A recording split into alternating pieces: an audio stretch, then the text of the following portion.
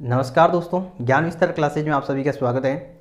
आज की क्लास में हम वो क्वेश्चन हल करने वाले हैं जो अपने एप्लीकेशन के अंतर्गत प्रत्येक संडे को जो अपन फ्री टेस्ट ऐड करते हैं उनके क्वेश्चन का सलूशन कराने वाला हूं। क्योंकि बहुत सारे विद्यार्थी टेस्ट तो देते हैं लेकिन उनका हल जो है प्रत्येक विद्यार्थी को आए ये ज़रूरी नहीं होता है। अब इसके लिए हमने वीडियो सोल्यूशन दिया है ताकि प्रत्येक विद्यार्थी जो भी टेस्ट देता है तो वहाँ पर स्कोर तो शो हो जाएगा, लेकिन कौन सा सवाल कैसे हल हुआ है वो चीज़ कहाँ से सीखेगा। तो हमने ये तरीका उचित समझा कि आपको इस तरीके से उनका सोल्यूशन बताया जाए ताकि प्रत्येक विद्यार्थी जो है टेस्ट में दिए गए क्वेश्चनों का एनालाइज कर सके, कहाँ पर उसकी गलती हो रही है, कहाँ पर उसके सही हो रहा है क्वेश्चन, तो उन चीज़ों को बड़ी आसानी से समझ सके।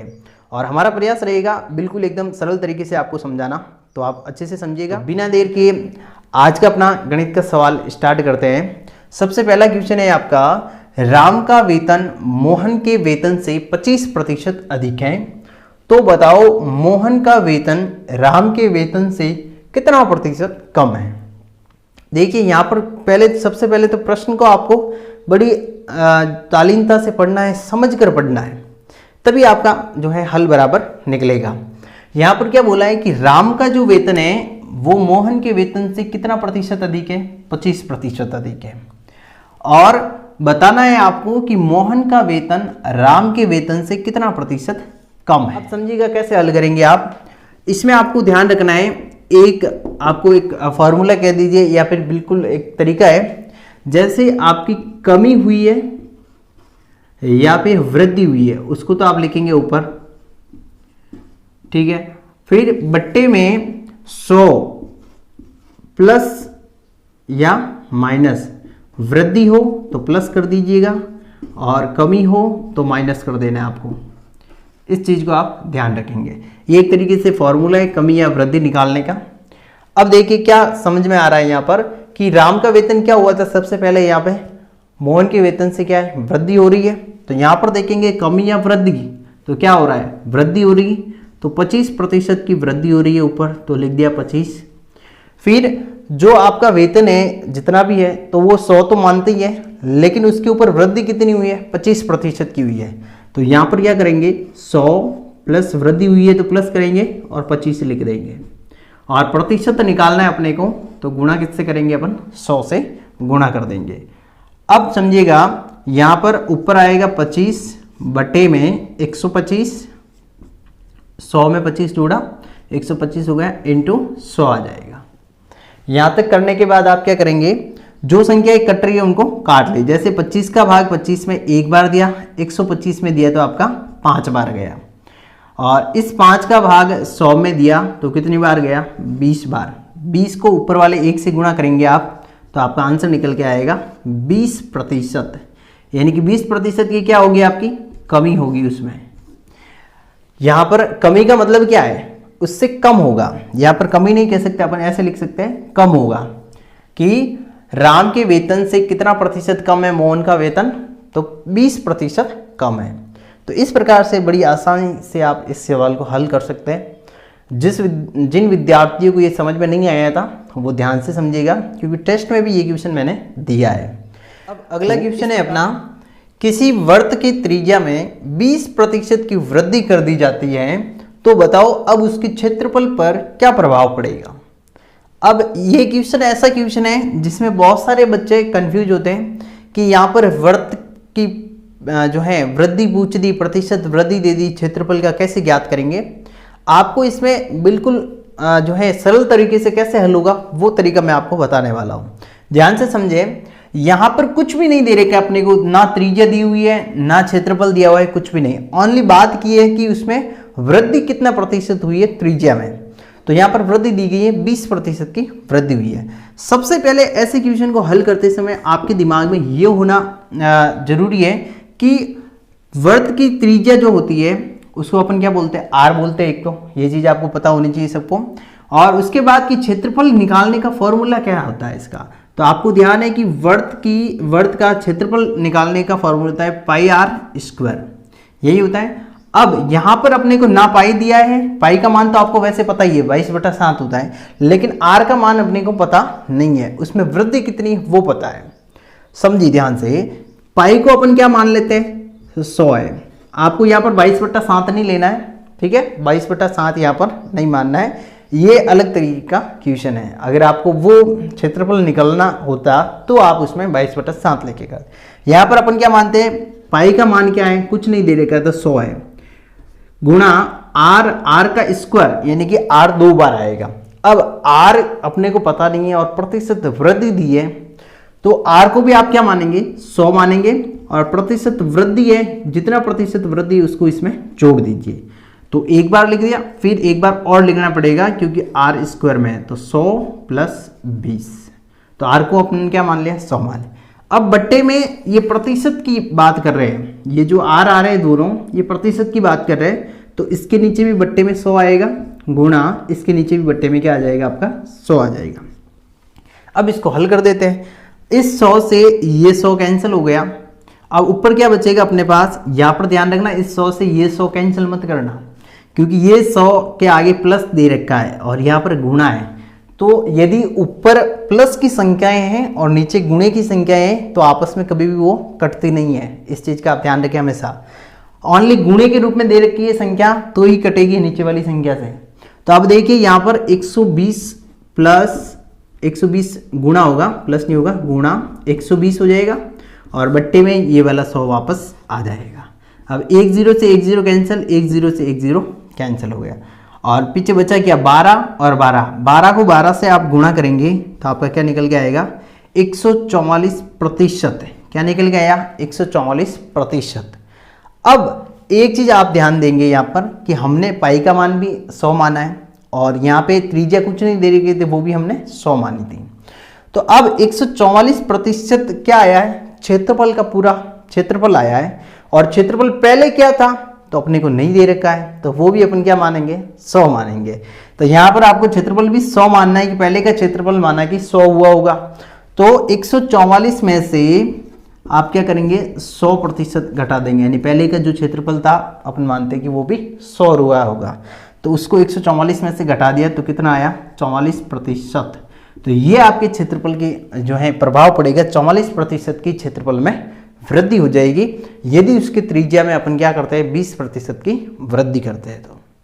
तो ये बहुत ही आसान तरीके से समझाया मैंने।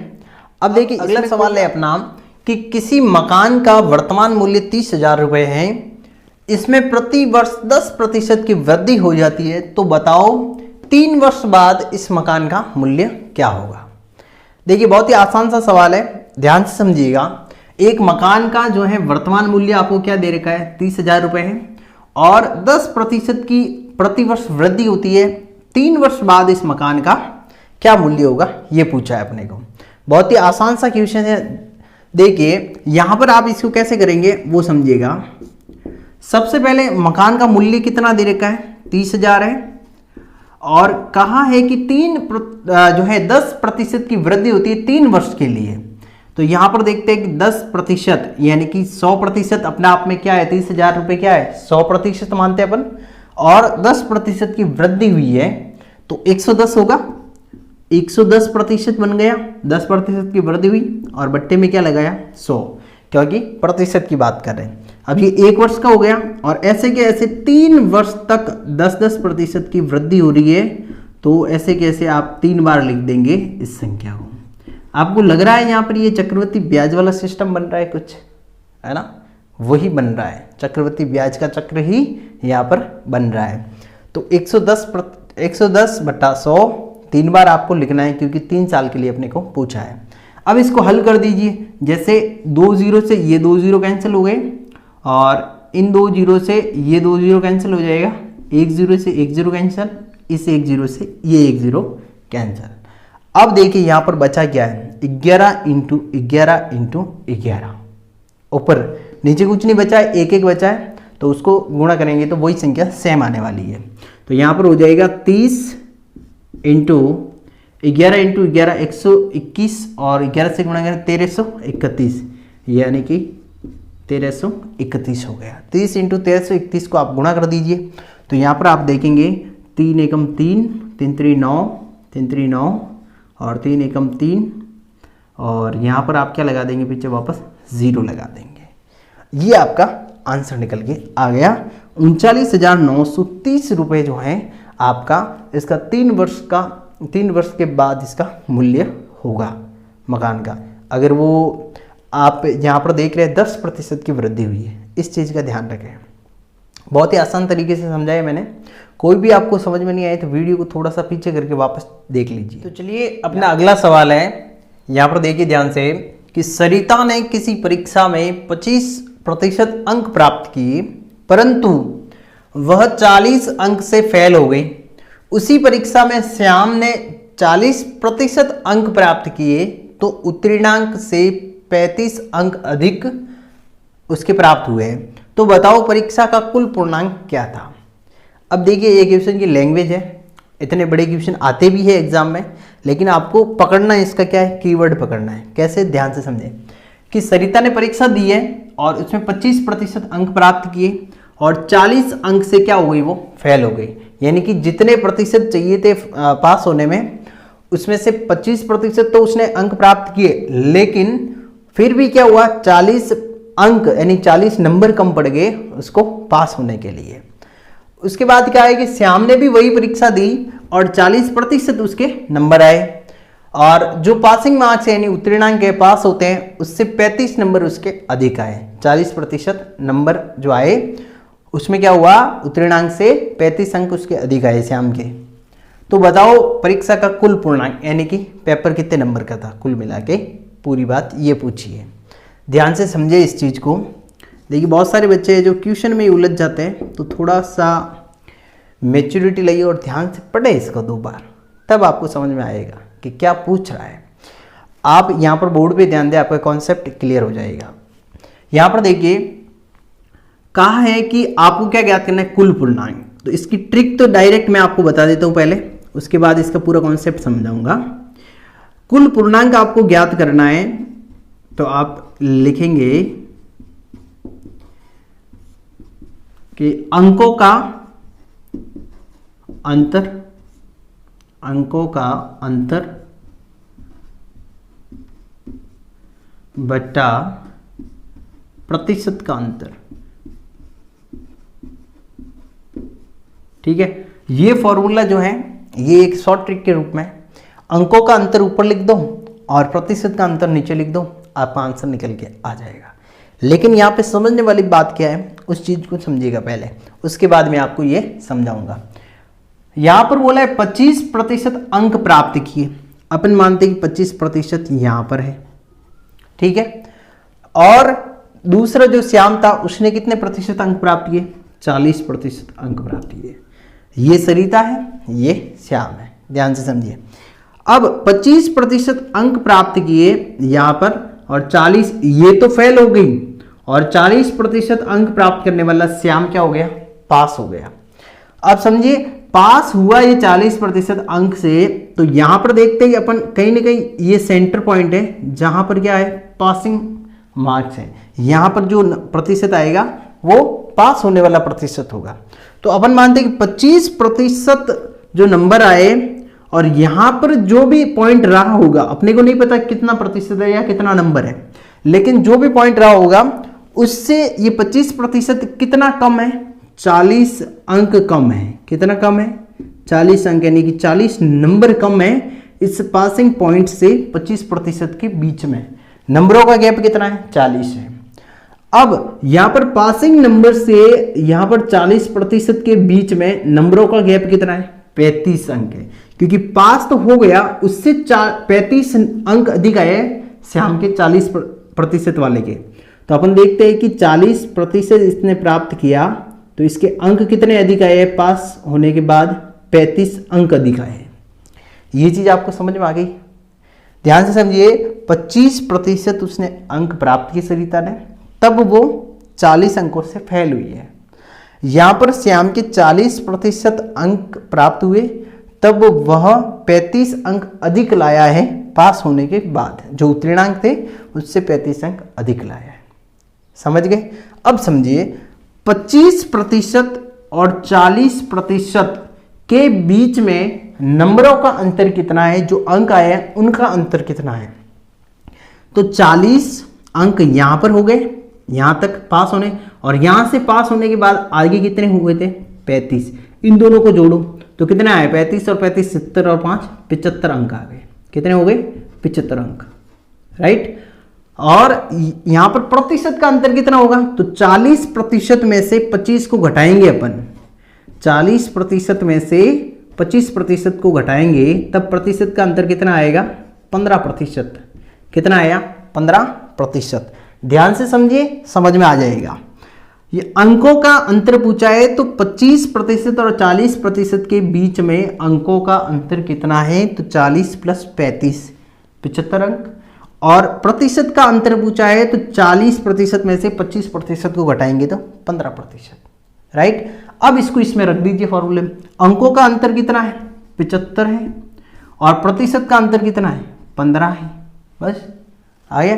अब इसमें इसका भाग दे दो, तो 15 का भाग आप इसमें दोगे 75 में कितनी बार जाएगा 15.75 और गुणा, क्योंकि प्रतिशत ज्ञात करना है आपको, प्रतिशत था यहाँ पर, ये प्रतिशत था तो इंटू 100 कर दिया अपन ने, तो 15.75 यानी 5 बार गया इंटू 100 करेंगे, तो इसका मतलब कुल पेपर कितने नंबर का था आपका 500 अंकों का पूर्णांक का वो पेपर आपका था। तो इस कॉन्सेप्ट से आपको इस क्वेश्चन को बनाना है। देखिए आपको लग सकता है कि ये क्वेश्चन इसकी लैंग्वेज जटिल है, लेकिन ऐसे एग्जाम में पूछे जाते हैं सवाल, और ये सवाल निश्चित तौर से पिछले एग्जाम में इस पैटर्न के सवाल आए हुए हैं, और वहीं से मैंने इन चीज़ों को लिया है ताकि आप इस कॉन्सेप्ट को समझ पाए कि अंकों का जो खेल खेल रहा है अपने साथ, उस खेल को समझ पाए, उस गेम को समझ पाए। ठीक है, तो अच्छे से समझिएगा। आप इसका स्क्रीनशॉट ले सकते हैं और नोट कर सकते हैं। अब अपना अगला सवाल है कि यदि किसी कक्षा में 30% छात्र संस्कृत में, 25% छात्र अंग्रेजी में अनुत्तीर्ण हुए हैं, अनुत्तीर्ण का मतलब फेल हुए, यदि दोनों विषय में 10% छात्र अनुत्तीर्ण हुए हो तो बताओ दोनों विषय में कुल कितने प्रतिशत छात्र अनुत्तीर्ण यानी फेल हुए हैं। अब देखिए ये क्वेश्चन की लैंग्वेज ऐसी आती है आपके एग्जाम में, तो आपको ऐसी ही लैंग्वेज की प्रैक्टिस करनी है। सीधे साधे क्वेश्चन नहीं पूछे जाते हैं, और आप सोचते हैं कि सीधे सीधे पूछ लेगा तो आपको लैंग्वेज में तो उलझाएगा ही। तभी आपको ये चीज़ें समझने के लिए बातें बताई जाती है कि आपको क्वेश्चन की लैंग्वेज पढ़नी है, एक बार नहीं 2 बार पढ़ो उसको, तब समझ में आएगा क्या पूछा है, क्या बता रहा है। अब समझो कि कहा है कि 30% छात्र जो है संस्कृत में पास जो है फेल हुए हैं, पास नहीं फेल हुए हैं, ठीक है। और 25% छात्र जो है आपके अंग्रेजी में फेल हुए। अनुत्तीर्ण का मतलब क्या होता है फेल। और 10% छात्र जो है इन दोनों विषय में यानी कि संस्कृत और अंग्रेजी दोनों में फेल हुए। अब बताना यह है आपको, तो बताओ दोनों विषय में कुल मिलाकर कितने प्रतिशत छात्र अनुत्तीर्ण हुए, फेल हुए। अब एक चीज समझिएगा, यहां पर अपन बात करते हैं संस्कृत की और यहां पर अपन बात करते हैं इंग्लिश की। इस डायग्राम से समझिए। अब इसमें तो कितने फेल हुए 30% इसमें फेल हुए और संस्कृत में, और इंग्लिश में आपके फेल हुए 25%, ठीक है। और कहा है कि दोनों में मिला के, दोनों में कितने अलग से जो है मिला के फेल हुए दोनों विषय में 10%। अब यहां पर एक चीज समझने का प्रयास करना आप कि इस 30% में ये 10% जुड़ा हुआ है, ये 10% जुड़ा हुआ है क्योंकि दोनों में फेल हुए 10% छात्र, तो इस 30% में भी संस्कृत में भी बता ये जुड़े हुए और आपके इंग्लिश में भी ये छात्र जुड़े हुए 10% वाले। तो आपको देखना है कि यहाँ पर 2 बार यानी कि दोहरापन आ रहा है 10% का, दोनों में जुड़ रहे हैं, 30 में भी जुड़ा हुआ है 25 में भी जुड़ा हुआ है। तो आपको एक बार ही जोड़ना है, चाहे इसमें जुड़ा हुआ चाहे इसमें, एक बार ही जोड़ेंगे तब ये जो है छात्र काउंट हो जाएंगे इन दोनों में। तो आप यहाँ पर क्या करेंगे इजीली कि 30 प्लस 25 ये दोनों विषय में फेल हुए थे और दोनों संस्कृत में और अंग्रेजी में फेल हुए थे, और दोनों विषय में 10% छात्र फेल हुए, तो 10 को एक बार माइनस कर दो वापस, 30 को यहाँ पर लिख दिया, 25 को यहाँ पर लिख दिया और उसमें से 10 माइनस कर दो जो दोनों में फेल हुए हैं। तो यहाँ पर हो जाएगा आपका 30 में यहाँ पर ये 15 हो जाएगा, तो 40 और 45 हो जाएगा। कितने प्रतिशत छात्र फेल हुए दोनों विषय में? 45% छात्र अनुत्तीर्ण होंगे आपके संस्कृत और अंग्रेजी में। यहाँ पर देखिए आपको थोड़ा सा समझने का प्रयास करना है कैसे क्या हो रहा है। 30%, 25%, 10%, 10% दोनों में काउंट हुआ है, क्योंकि इसने बोला है दोनों में फेल हुए हैं, इसलिए हमने एक बार 10 को वापस घटाया है, तब 45% आया है। अब यदि इस क्वेश्चन में आपको ये पूछ लेता कि बताओ दोनों विषय में कितने उत्तीर्ण हुए थे, तो आपको ध्यान रखना है, या तो आप डायरेक्ट कर लो कि 45 जो है फेल हुए थे, तो 100 होते प्रतिशत हमेशा कितने होते हैं 100, उसमें से जो फेल हो गए 45% घटाएंगे तो कितना आएगा 55%, यानी पास वाले कितने बच्चे हैं 55% और फेल वाले कितने हैं 45%। ये तो फेल हो जाएंगे फेल वाले, और ये कितने हो जाएंगे पास वाले हो जाएंगे, ये चीज़ है। अब दूसरा तरीका क्या है, चाहे आप इसको डायरेक्ट कर सकते हैं, यदि आपको ऐसे दिया हुआ हो और पूछ ले कि पास कितने हुए, तो भी आप इस क्वेश्चन को आसानी से बना सकते हैं। जैसे यहाँ पर ये फेल दिया हुआ है, तो फेल वालों को घटा दो, पास वाले कितने हो जाएंगे, संस्कृत में 70 पास हो जाएंगे, और इसमें कितने 75 पास हो जाएंगे, राइट। और दोनों में मिला के कितने 90, तो अब इन दोनों को जोड़ना और उसमें से 90 घटाते हैं तो क्या आता है, वापस आपका यही आएगा 55% पास हुए थे।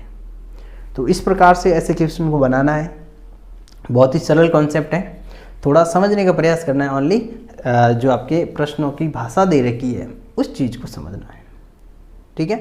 तो अब अपना अगला सवाल है कि किसी चुनाव में 2 प्रत्याशी थे, जिनमें एक प्रत्याशी को 65% मत प्राप्त हुए और वह 2100 मतों से विजयी हो गया, तो बताओ चुनाव में कुल कितने मत पड़े। देखिए ऐसे चुनाव वाले बहुत सारे क्वेश्चन पूछे जाते हैं एग्जाम में, इस पैटर्न के क्वेश्चन, और आपको भी पता है अभी लोकसभा के चुनाव चल रहे हैं, तो आपको भी ऐसी गणना करने की जरूरत पड़ सकती है, तो आप अच्छे से समझिए इसको। देखिए यहाँ पर बात की, इन्होंने 2 प्रत्याशी थे और एक प्रत्याशी को 65% मत प्राप्त हुए, वोट मिले हैं, और वो 2100 वोटों से यानी मतों से दूसरे प्रत्याशी से क्या हुआ है, विजय हुआ है, यानी कि जीत गया है। अब इस चीज को समझिएगा, कुल वोट कितने पड़े हैं ये बात पूछिए अपने को। यहां पर अपन देखते हैं कि टोटल वोट कितने होते हैं, यानी कितने होंगे, मतलब प्रतिशत के रूप में। तो आप सभी जानते हैं कि अपन क्या बोलते हैं, कोई भी चीज अपने आप में क्या होती है 100% के बराबर होती है। तो अपन भी मानते हैं कि 100% टोटल वोट पड़े होंगे, उसमें से एक प्रत्याशी है ए मान लेते हैं, उसको मिल गए 65% वोट, ठीक है।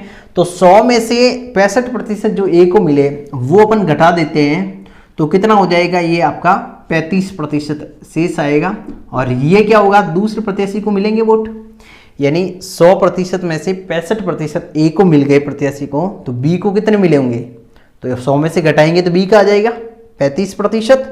अब यहां पर चीज देखिए, इन्होंने कहा है कि 65% मत मिलते हैं तो 2100 मतों से विजयी होता है।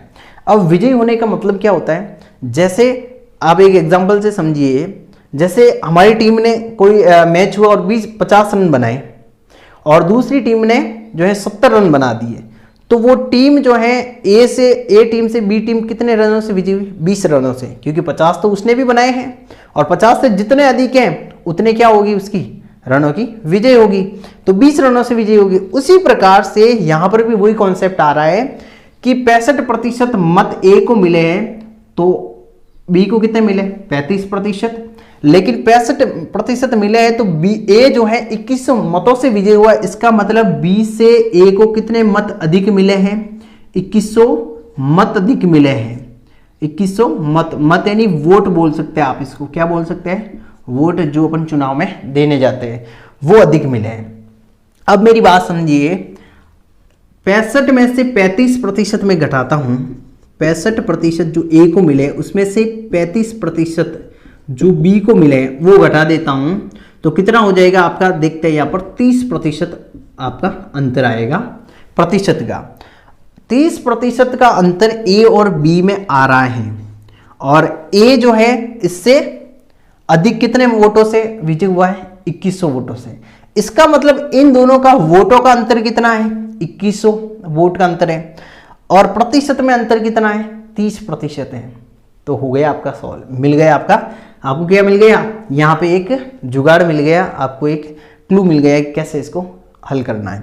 अब देखिए 2100 मतों का जो अंतर है वो है आपका 30% के बराबर, तो बताओ जो टोटल मत थे 100% उनका मान कितना हुआ होगा, तो आप गुणा किससे कर दोगे, 100 से गुणा कर दोगे इजीली।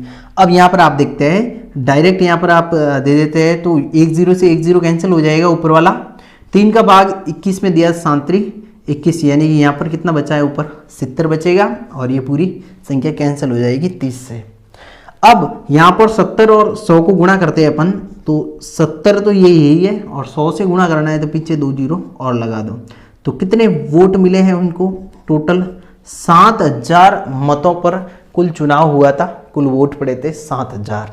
उसमें से 65% तो ए को मिले और 35% बी को मिले और ए जो है 2100 मतों से बी से विजयी रहा था। तो इस प्रकार से बड़ा इजी तरीके से आप हल कर सकते हैं इस क्वेश्चन को और आपको चुनाव में जरूरत भी पड़ सकती है ऐसे क्वेश्चनों की। तो ध्यान से समझे, ओनली लैंग्वेज है, लैंग्वेज में घुमाता है ऐसे क्वेश्चनों में। तो आप अच्छे से 2 बार पढ़े क्वेश्चन को, आपको अच्छे से समझ में आ जाता है। अब देखिए अपना अगला सवाल है कि 6 लीटर नमक के घोल में 30% नमक है। यदि इसमें से 1 लीटर पानी वाष्पित कर दिया जाए तो अब शेष घोल में नमक की प्रतिशत मात्रा कितनी होगी? ध्यान से समझे, ये लैंग्वेज का क्वेश्चन है कि 6 लीटर का नमक और पानी का घोल है, उसमें 30% नमक दिया हुआ है और अब उस घोल में 1 लीटर पानी को वाष्पित कर दिया जाए, यानी कि घोल को गर्म करे और पानी 1 लीटर उसमें से उड़ा दिया जाए, वाष्पित कर दिया जाए। तो अब शेष जो घोल बचेगा, 1 लीटर कम हो जाएगा तो 5 लीटर बचेगा, तो उसमें नमक की प्रतिशत मात्रा कितनी है वो आपको पूछा है। अब ध्यान से समझिएगा, यहां पर एक चीज तो आपको ध्यान रखनी है कि यहां से ओनली किसको वाष्पित किया गया है? पानी को वाष्पित किया गया है, पूरे घोल के मिश्रण को नहीं, ओनली उसमें से पानी वाष्पित हुआ है। अब एक चीज समझिए यहां पर कि नमक और ये 6 लीटर आपको दे रखा, इसका कनेक्शन क्या है? जैसे अपन बात करें 6 लीटर आपका मिश्रण है, 6 लीटर क्या है? मिश्रण है। अब ये किस किस का मिश्रण है? तो आपका हो जाएगा नमक प्लस पानी, इन दोनों का मिश्रण होगा, नमक प्लस पानी का मिश्रण है। इसमें से नमक आपका दे रखा है 30%, तो पीछे बचा हुआ क्या होगा? 70% आपका पानी होगा। ये तो दिखती बात है। अब इन्होंने कहा है कि 6 में से 1 लीटर जो है पानी को उड़ा देना है आपको। किसको उड़ा देना है? पानी को। 1 लीटर जो है पानी को उड़ा देना है, तो आपको पता है कितना बचेगा पीछे घोल? 5 लीटर जो है आपका घोल बचेगा या मिश्रण बचेगा, घोल या मिश्रण शेष रहेगा। ये चीज तो आपको समझ में आ गई। अब देखते हैं अपन इसको कैसे शॉर्ट ट्रिक से कर सकते हैं। सबसे पहले ध्यान से समझे, ऐसा क्वेश्चन कभी भी पूछा जाता है तो आप क्या शॉर्ट ट्रिक लगा सकते हैं। सबसे पहले देखें कि दी गई मात्रा कितनी है, दी गई मात्रा कितनी है, इनटू गुणा करेंगे उसका प्रतिशत कितना दे रखा है, यानी कि दूसरा जो प्रतिशत के रूप में आपको दे रखा है, नमक का दिया है, पानी का दिया है, वो प्रतिशत कितना है, बट्टे में आप लिखेंगे कि दी गई मात्रा प्लस माइनस उसमें डाली गई मात्रा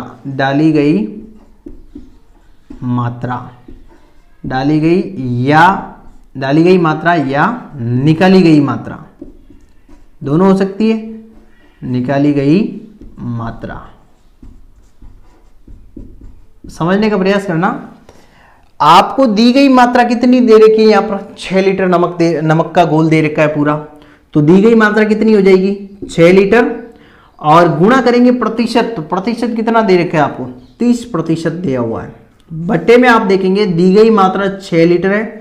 अब अगर उसमें कोई दूसरी चीज डाली गई है तो उसको प्लस करना है, और अगर उसमें से निकाली गई है तो उसको क्या करेंगे? माइनस करेंगे।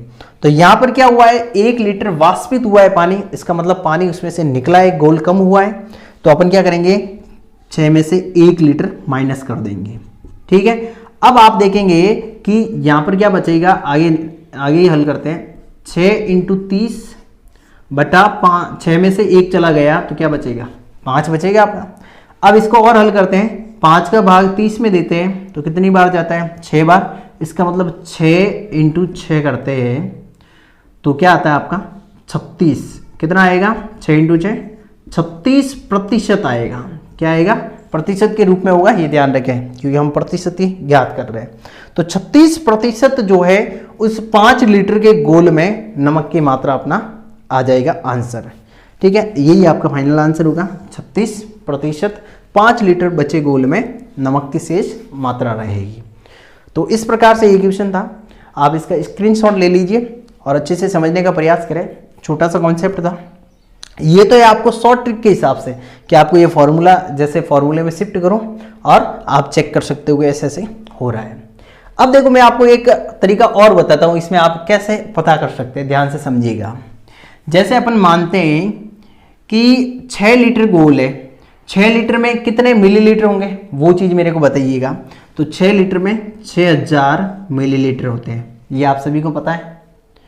अब उसका 30% कितना होगा, यानी कि नमक कितना है, 30% है, तो 30% निकाल दे। 1 0 से 1 0 कैंसिल, 1 0 से 1 0 कैंसिल, यानी कि 6 18, यानी 1800 मिलीलीटर ml उसमें क्या हो जाएगा, नमक की मात्रा हो जाएगी पूरे गोल में। पूरे गोल में 6 लीटर के गोल में 1800 ml या मिलीलीटर नमक की मात्रा हो जाएगी 30% के हिसाब से। अब एक बात ध्यान रखिए, यहां पर जो वाष्पित हुआ है वो पानी हुआ है, नमक नहीं हुआ है। नमक की मात्रा तो आपकी क्या रहेगी, यही रहेगी, 1800 ml ही रहेगी, 1800 मिलीलीटर ही रहेगी। उसमें भी जो 5 लीटर का गोल आपका बचेगा, तो 5 लीटर का गोल मतलब कितने मिलीलीटर होंगे, 5000। तो आप देखेंगे कि 1800 जो मिलीलीटर है वो 5000 मिलीलीटर पे है, क्योंकि 5 लीटर ही गोल बचेगा बाद में। तो बताओ आप कि ये क्या नहीं अपना था 1800 मिलीलीटर जो है 5000 पर है, तो 100 पर कितना है, यानी प्रतिशत निकालना है अपने को, तो 100 पर कितना है ये। अब देख लीजिए आप, इसको अपन करते हैं 2 0 से 2 0 ये कैंसिल हो गया, और 1 0 से 1 0 ये कैंसिल हो गया। 5 का भाग 18 180 में देना है ऊपर वाले, तो आप देखते हैं कि 5 का भाग 18 में देते हैं, सॉरी 180 में देते हैं, तो कितना हो जाएगा, 18 गुना 36, तो ये आपका आ जाएगा 36% आपका राइट आंसर। ऐसे भी आप निकाल सकते हैं डायरेक्ट।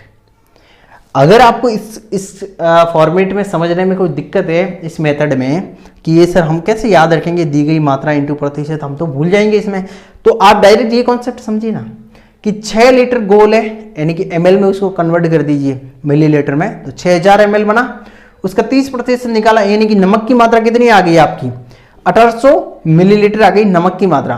अब यहां पर क्वेश्चन में पानी वाष्पित हुआ है, नमक नहीं हुआ है, तो अपन देखते हैं कि नमक 1800 ml है वही रहेगा, लेकिन पानी 1000 मिलीलीटर उड़ गया, तो पीछे कितना बचा, 5000, क्योंकि 5 लीटर बनाए उसी का तो मिलीलीटर बनाए अपने 5000, और इंटू 100 करते हैं क्योंकि 100% के लिए। अब अपन देखते हैं कि इनको काट पीट के क्या आया अपना 36% आपका आंसर आएगा कि 5 लीटर में नमक का प्रतिशत होगा। तो इस प्रकार के इसको हल करना था। अब देखिए अपना अगला क्वेश्चन है कि जब किसी संख्या का 40% 42 में जोड़ा जाता है तो वही संख्या प्राप्त होती है, तो वह संख्या क्या है। ध्यान से समझे कि कोई संख्या है उसका 40% 42 में जोड़ा जाता है तो वही संख्या प्राप्त होती है जो पहले थी। तो आपको बतानी है कि वह संख्या कौन सी होगी। तो बहुत ही आसान सा सवाल है, ध्यान से समझे। कोई संख्या अपन क्या मानते हैं अपने आप में कितना प्रतिशत होती है, 100% होती है, और उसमें से 40% अपन घटाते हैं, क्योंकि 40% लिया इन्होंने, इसका मतलब पीछे बची हुई संख्या कितनी है, 60% है। ठीक है, अब ये बोलते हैं कि 40%, ध्यान से समझे कॉन्सेप्ट को, 40% में 42 जोड़ा है, तो इसका मतलब 40% तो ये हो गया, और 42 जोड़ा तब वही संख्या वापस आ गई, यानी कि 100 आ गई। पूरी संख्या क्या मानी है अपन ने, 100 मानी है प्रतिशत में, तो वही संख्या आ गई वापस। इसका मतलब 40% तो हो गया, और उसमें 42 जोड़ा है, 42 जोड़ा है, उसका मान किसके बराबर है, 60% के बराबर है। तो अपन मानते हैं कि 60% बराबर क्या है संख्या के रूप में, 42 है। आपका क्या आएगा, 42 आएगा। अब अपन यहां पर हल करेंगे कि 42 जो है 60 पर है, तो बताओ 100 पर क्या होगा, यानी कि वो संख्या क्या आएगी, आपकी आ जाएगी संख्या निकल के। तो 0 से 0 कैंसिल हो गया, 6 का भाग 42 में दिया, तो सांचंग 42 यानी कि 7 बार गया, और 7 को 10 से गुणा करेंगे, इसका मतलब आपकी वो संख्या क्या रही होगी, 70 रही होगी। उसमें 70 रही, उसका 40% में 42 जोड़ा, तो वापस क्या निकल के आया, 70। जस्ट चेक करते हैं, देखिए 70% का 40% कितना होता है, तो तो आप देखते हैं 1 0 से 1 0 कैंसिल, 1 0 से 1 0 कैंसिल, 7 चौक 28, यानी कि 28 निकल के आया इसका 40% का मान। इस 28 में ये 42 जोड़ते हैं वापस, तो आप देखते हैं 2 इसमें जुड़ जाएगा 30, 30 और 40 कितना होता है आपका 70। तो अपना राइट आंसर आ गया ना 70। यही तो ये आपका क्या हो गया, वापस आंसर भी चेक हो गया कि अपन ने जो निकाला है वो सही निकल के आया है या नहीं है। तो इस प्रकार से इस क्वेश्चन को आपको बनाना था। बहुत ही आसान सा क्वेश्चन था, छोटा सा क्वेश्चन था। तो अपना अगला सवाल है आज का कि वह राशि कौन सी होगी जो 540 रुपए में 30% कम होगी, 540 से 30% कम होगी। तो अब आप ध्यान से समझिएगा कि कोई भी राशि अपने आप में कितनी होती है, 100% होती है, और वो 30% कम है। इसका मतलब अपन 100% में से 30 को माइनस कर देते हैं, 30% को घटाते हैं, तो पीछे कितना बचता है 70%। इसका मतलब अपन ये मानते हैं कि 540 जो है 100 पर दी हुई है अपने को कोई संख्या, उसका 30% कम करना है, यानी कि 70 पे कितनी होगी वो संख्या, वो आपको बतानी है पीछे। ठीक है, अच्छे से ये समझिएगा। तो यहां पर देखते हैं कि 1 0 से 1 0 ये कैंसिल हो गया, और 1 0 से 1 0 ये आपका कैंसिल हो गया। अब आपके सामने कौन सी संख्या बची है, ऊपर बचा है 54 और इंटू 7, इन दोनों को आपको गुणा करना है। तो आप इन दोनों को गुणा करेंगे तो आपकी संख्या निकल के आ जाएगी। अब देखिए इसको गुणा कैसे करेंगे, तो 7 चौक 28, यानी कि 8 आया, हासिल का क्या गया 2, और 7 50 35, 35 और 2 कितना होता है 37। इसका मतलब आपका आंसर आएगा 378 वो संख्या होगी जो 540 से 30% कम होगी, यानी कि 540 का 70% होगा 378। इस प्रकार से इजीली इस क्वेश्चन को आप बना सकते हैं। छोटा सा कॉन्सेप्ट है, आपको ओनली प्रतिशत को ध्यान में रखना है, कम हो रहा है ज़्यादा हो रहा है, यही चीज़ आपको ध्यान में रखनी है। तो अब अपना अगला सवाल है कि चीनी के भाव में 40% की कमी हो जाने से कोई गृहिणी कितने प्रतिशत की वृद्धि करे ताकि उसके खर्च पर कोई प्रभाव नहीं पड़े।